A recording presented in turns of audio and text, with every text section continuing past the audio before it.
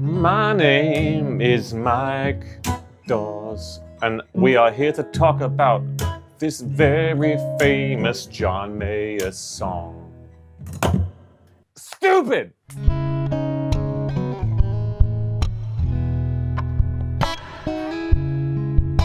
Slow Dancing in a Burning Room. So, you know what's really funny? I arranged this amazing John Mayer song, Slow Dancing in a Burning Room, for solo guitar back in like 2017, so quite a while ago. And this was before it kind of became a guitar meme, you know? Like now you go into Guitar Center and someone does that and it's almost on par with, you know, it's that kind of level of meme. I honestly, and this, I feel ashamed to say this, I wasn't too familiar with John Mayer's music. I grew up listening to Iron Maiden, as you could probably tell, and it was just a different world. But I just heard that specific song, just Slow Dancing in a Burning Room, totally organically on the radio or something like that, just in England. And I just thought that would be such a cool, first of all, that's a great song. Like, what a song. There's a reason it's such a huge song. It's just brilliant.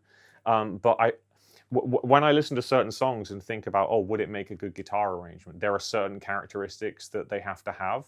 And this had all those characteristics. And I was also looking for a ballad in my set that was a cover that would tick certain boxes. And this just had all of that. But mainly the song just resonated with me. It's just an amazing song. And I wanted to play it.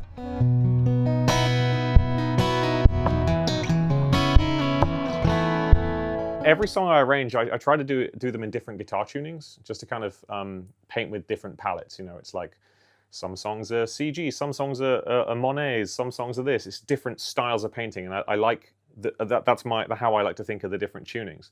But I hadn't had a song that was just standard tuning, kind of relatively traditional. And playing John Mayer, it has those kind of box-shaped blues licks all over it. All those licks and things it has in the song. So I felt that standard tuning would be really appropriate for it because the way he plays and some of his like phrases are so standard tuning appropriate. You know, the fun thing with standard tuning is best for most things most of the time. A lot of the things I do are not that, but this is that, and I wanted to give it a go. But in terms of challenges, when I do a solo arrangement, I try to fill as much space as possible. And in standard tuning, open strings don't sound particularly nice together. You can obviously play around in the key of E with certain strings, but certain strings, that's not what you want resonating if you're playing a song in C sharp minor or E major, which is what this is in. So once I established the chords and had to start adding the top line, I was having to come up with really long arpeggios that are very painful stretches like this to get the notes I wanted. Because if I accidentally hit a G natural or a D natural, it's going to sound horrible. So there's a lot of tricky stretches and tricky reaches, particularly in the verses. That was probably the most challenging part, actually.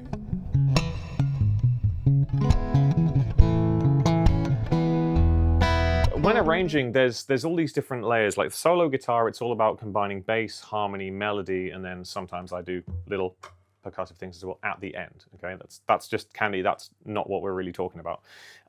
But John Mayer's vocal range isn't as high as a female singer. It's in a similar register, you know, within this 6-string canvas I have to paint with, as little guitar licks and things. So dancing guitar licks around his top line was actually quite a challenge.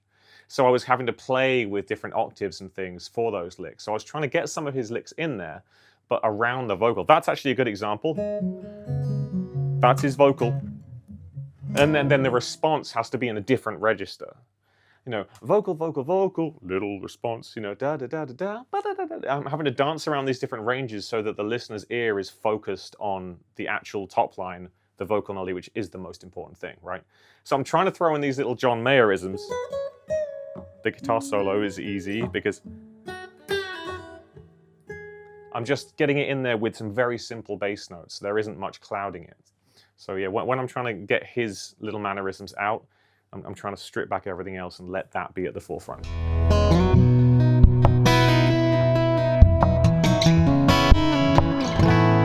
It was back in the era of crazy viral guitar videos, man, where people watched full music videos and they would go viral. Now it's like so different.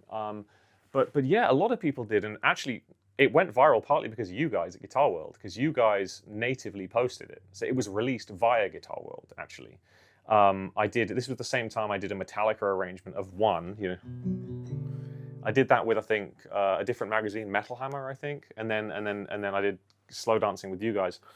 Yeah, lots of people reached out. I mean, I actually, on the recorded version, had Nick Johnston jump up and play on the record. So he played at the end, and we shot a music video for it in Los Angeles. And Nick, of course, now is playing with Mastodon, which is awesome.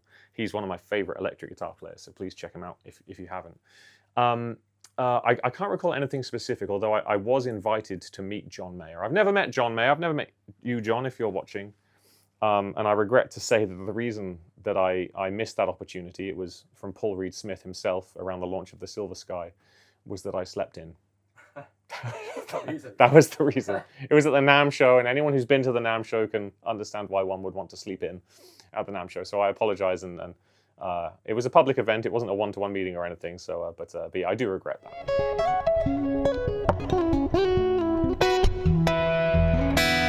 I haven't had any communication with John Mayer, but I know a lot of his guitar techs and people in his circle have probably, you know, or they say they've shared it around, you know.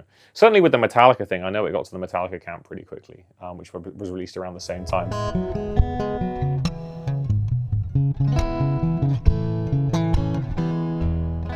Oh gosh, thank you for the incredible song, man. And honestly, like, having learned that song and dissected it in the way that one does when they're doing a solo guitar cover, you really get to know a song. You know, the ironic thing and the curse of solo guitar arrangements is that when you're kind of really going through things so forensically and getting all the little nuances in there, you then don't want to listen to the song anymore because it kind of ruins the song for you.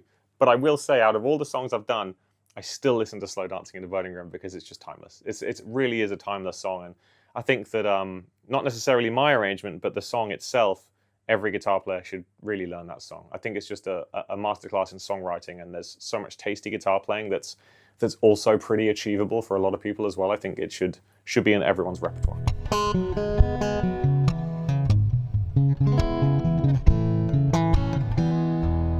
So I've been strictly solo for so long, but once I started working with Tommy Emmanuel, we did a record together where we actually did a duo version of this arrangement.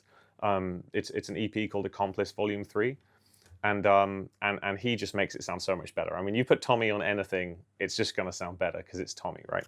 And we've played this, actually, oh gosh, you're bringing me so many memories now with these questions, which is great. So it's affected the way, I would say this song, this arrangement, and the experiences I've had with this particular arrangement as a result have changed things a lot for me.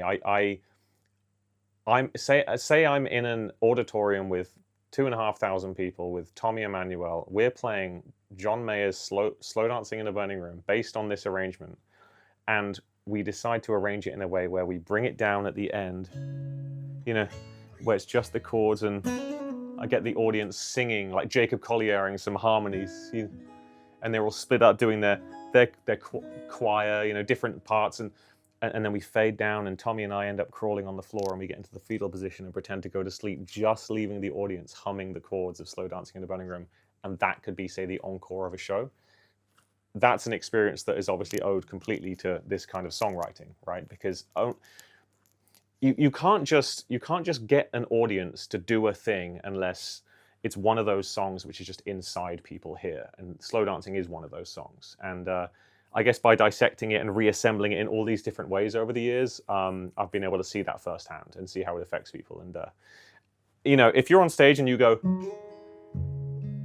by that chord, you can hear the people know it, you know, and that's something that I hope to get to with my own music one day. What a privilege it must be to be the composer of something like that.